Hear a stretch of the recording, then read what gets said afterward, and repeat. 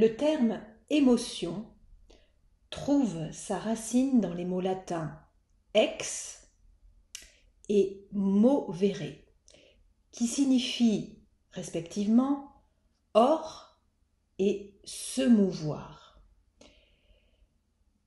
Éprouver une émotion nous conduit à nous extirper de notre état habituel en déclenchant en nous une vague d'énergie au degré plus ou moins intense qui se répand à l'extérieur à la fois de manière tangible au travers de son expression et de façon subtile au travers de notre champ aurique. Ce mouvement intérieur ravine les mémoires du passé pour les rendre visibles et accessibles à la conscience. Athéna possède la force de regarder les mouvements intérieurs et d'en faire des alliés. Les émotions sont des balises posées en soi qui nous indiquent un danger ou une opportunité.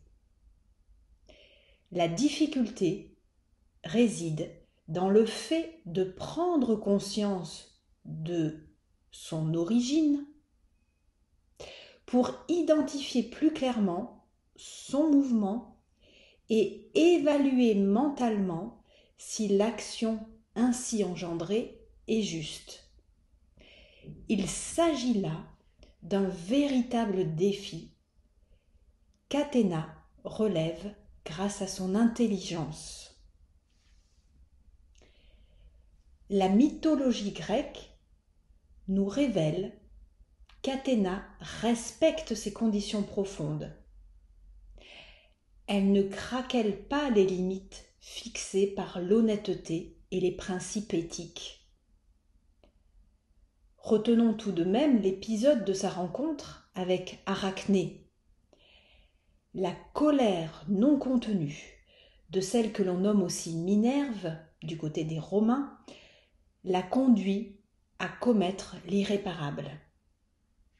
Même avertie, Athéna mesure la difficulté de rester dans la tempérance en dépit de sa puissance. Les membres figurant au Panthéon sont entraînés inexorablement jusqu'à l'aveuglement sur la pente des tourments et des tumultes. Une force peu commune se déploie sur les dieux pour les faire céder et les contraindre à commettre les pires abjections. Athéna est consciente de cette puissance, puisque elle-même en a été la victime, et qu'elle éprouve parfois des difficultés à reprendre son souffle face au dieu Poséidon irascible. Elle conserve le contrôle de sa volonté et de sa raison, et possède les clés qui lui permettent d'échapper au piège de ses pulsions.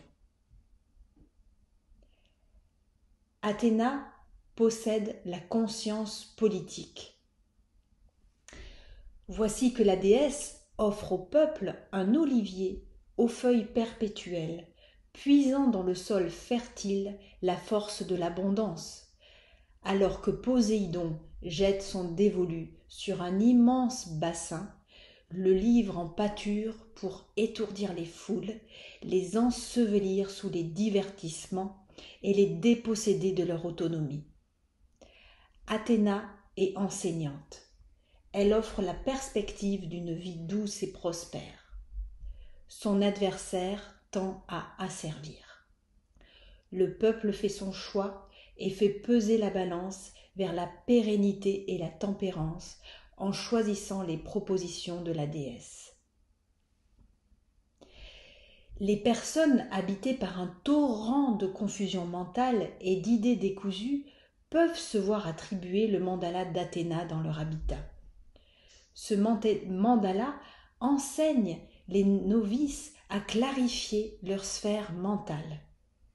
L'audace se lie d'amitié avec la vigilance et le sérieux. Des dirigeants d'entreprise ou des hommes politiques peuvent en faire leur allié en cohabitant avec le mandala d'Athéna. Ce dernier se fait garant de la paix et de la diplomatie dans les chaumières, évitant les brisures que les conflits familiaux renforcent. Il éteint les fougues de la colère et étouffe les emportements. Il pousse à la conciliation et offre subtilement les clés de la bienfaisance.